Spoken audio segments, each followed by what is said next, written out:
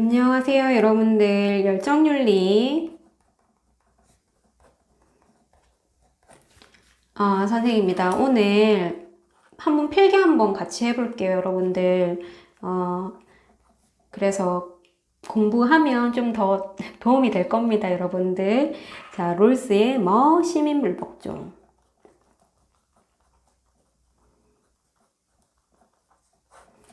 그러면 시민불복종 한번 밑에 한 판으로 같이 필기해 볼게요. 적었나요? 적고 있죠? 자, 안 적어도 됩니다, 여러분들. 근데 적으면 조금 더 도움이 될 거예요. 자, 일단 구조화를 시켜볼 건데, 일단 시민불복종을 할 수 있는 사회가 있습니다, 롤스. 시민불복종을 할 수 있는 사회. 즉, 그 대상을 딱 정해놨는데, 시민불복종이 일어날 수 있는 사회를 딱 정의를 해놨습니다. 그 다음에 두 번째는 롤스가 내린 시민불복종의 의미, 그리고 시민불복종의 특징, 이렇게. 그는 기본적으로 사회가 크게 두 가지로 나눌 수가 있다. 뭐에 따라서? 인권을 보장하느냐 안 하느냐에 따라서. 인권을 보장하고 어느 정도 정의 원칙을 적용시킨 사회이냐 아니냐에 따라서.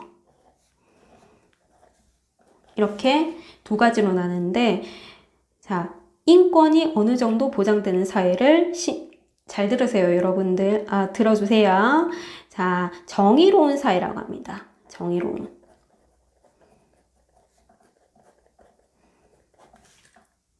그 다음에 혹은 질서정연한 사회이기도 해요. 질서정연하다라는 표현이 어떻게 나왔는지는 지난 영상에서 선생님 다 설명을 했습니다. 그 다음에 인권이 적용되지 않는, 존중받지 않는 그런 사회를 정의롭지 않은 사회라고 하고,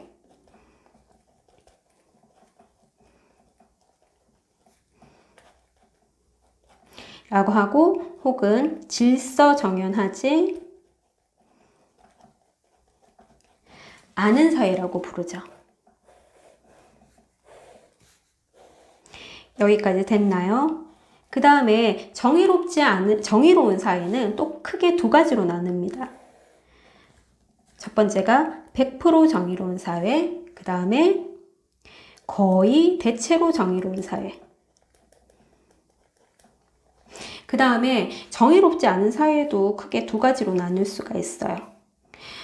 정의롭지 않은 사회는 왜 정의롭지가 않죠? 맞아요. 인권이 보장되어 있지 않기 때문에 정의롭지 않다는 거잖아요. 그렇기 때문에 정의롭지 않은 사회도 기본적으로 두 가지가 있는데, 첫 번째가 뭐냐면 인권이 보장되지 않아서 고통받는 사회.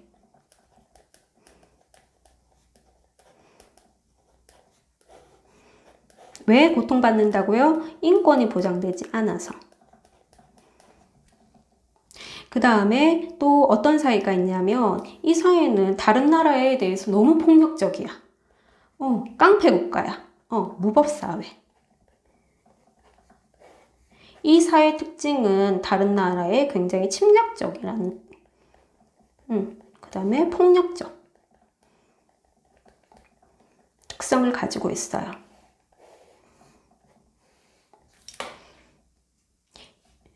자, 그 다음에 이 사회가 또 고통받는 사회인 이유는 바로 인권을 보장할 만한 그러한 사회 구조와 체제가 없기 때문이에요. 이러한 상황을 롤스는 뭐라고 얘기하냐면 바로 불리한 여건에 놓여 있다라고 해요. 불리한 여건. 기본적으로 이 사회는 기본적 인권에 대한 문화, 그죠?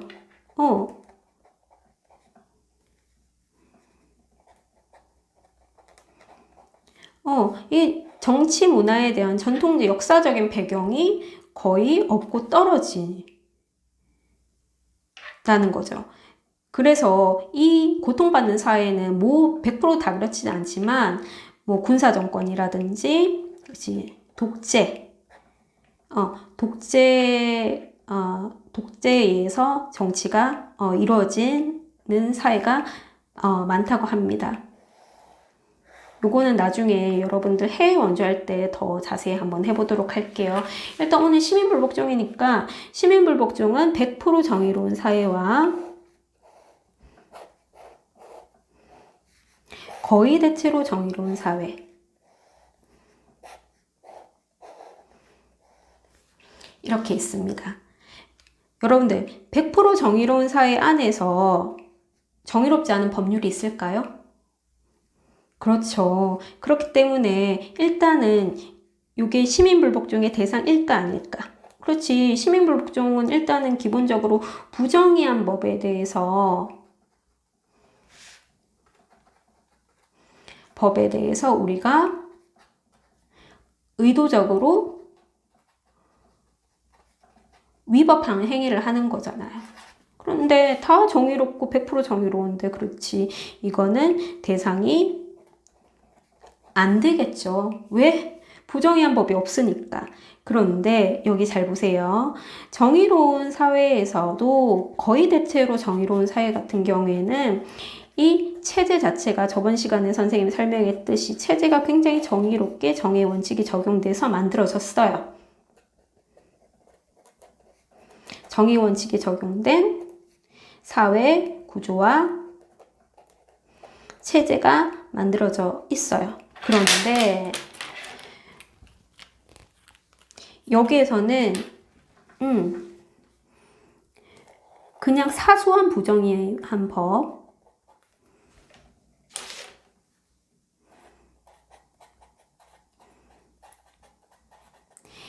이게 1번이라고 해보자.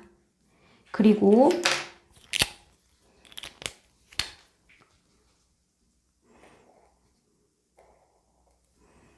정의 원칙 중에서 1원칙을 침해하는 법,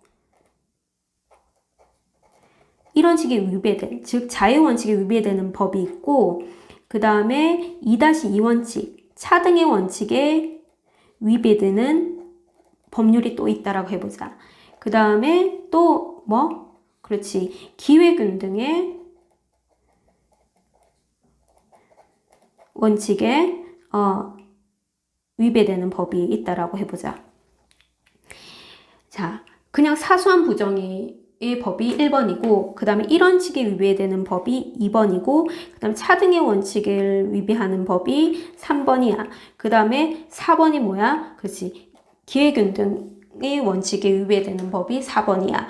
그 다음에 고통받는 사회에 있는 부정의한 법이 5번이고, 그 다음에 무법사회에 안에 있는 부정의한 법이 6번이야. 다 일단 부정의하긴 부정의. 1번부터 6번까지. 여러분들 질문. 1번에서 6번 중에서 롤스 입장에서 시민불복종의 대상인 법은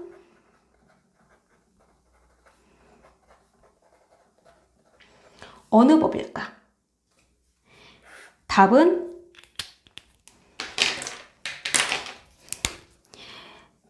자유와 평등의 가치를 위배하는 2번과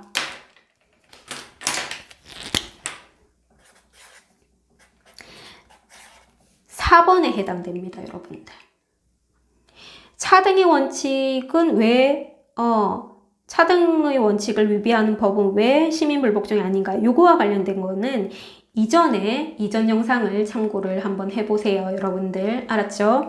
그렇기 때문에 아주 이 정도 정의의 원칙을 위배할 정도로 정의의 자유와 평등, 즉 인권과 관련된 정의의 원칙을 훼손시켜서 그 사회 구조와 체제를 훼손시키는 그러한 법은 굉장히 그냥 둬선 안 되는 법이라는 거죠. 아주 심각한 법이라는 거죠. 그래서 잘 보세요. 이런 법들을 고침으로써 추구하는 건 뭡니까, 여러분들? 맞아요. 질서정연한 사회의 체제를 뭐라고 합니까? 그렇지, 맞아요. 입헌민주주의 체제죠.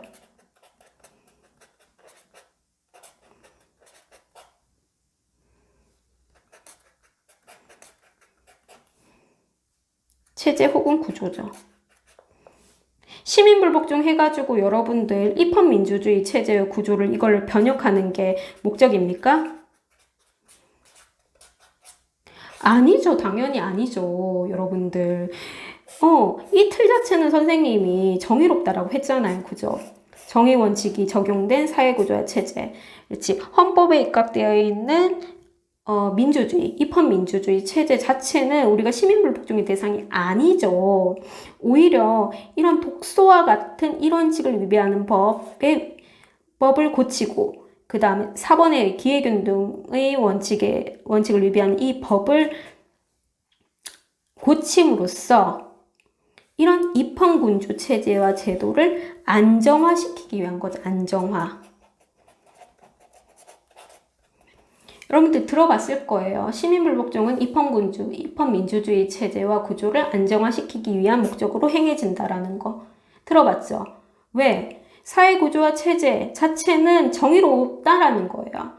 그런데 어떤 법, 일부 심각한 법, 참을 수 없을 정도로 심각한 2번과 4번과 같은 경우는 우리가 개선하고 고쳐야지 입헌민주주의 체제와 구조를 안정화시킬 수 있다라는 거죠. 고로 시민불복종은 구조와 체제를 대상으로 하는 게 아닙니다, 여러분들. 이해가 됐나요? 그러면 의미만 한번 자연스럽게 정리하면 되겠네요. 그죠?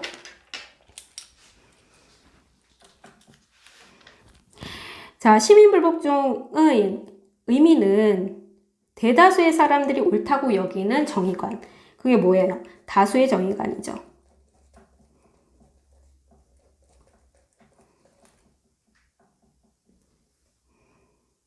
혹은 공공의 정의관이라고 합니다.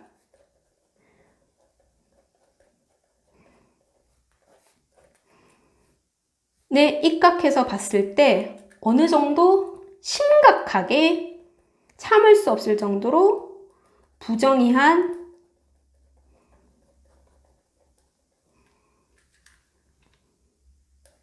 법률과 정책을 대상으로 한다라는 거죠. 시민불복종은. 그러면 이때 말하는 심각하게 부정의하다라는 그 기준이 어디에 있다? 그렇지. 정의 원칙 중 차등의 원칙 제외하고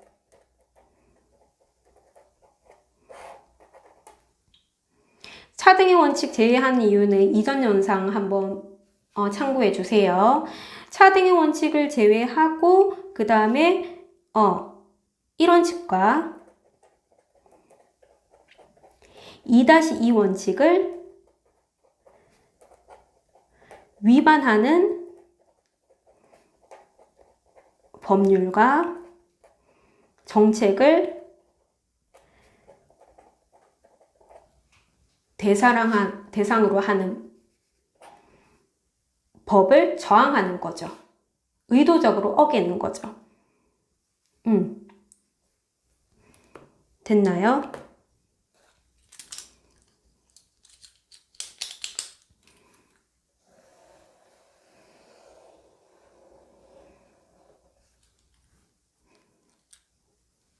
여기서 포인트는 의도적이라는 거죠.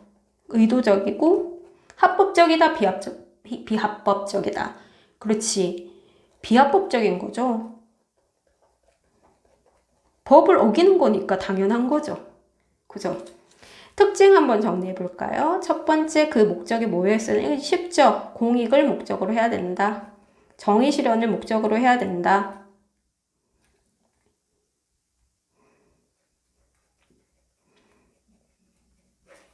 그러면 수단은 여러분들 폭력 사용하면 된다, 안 된다? 된다. 비폭력.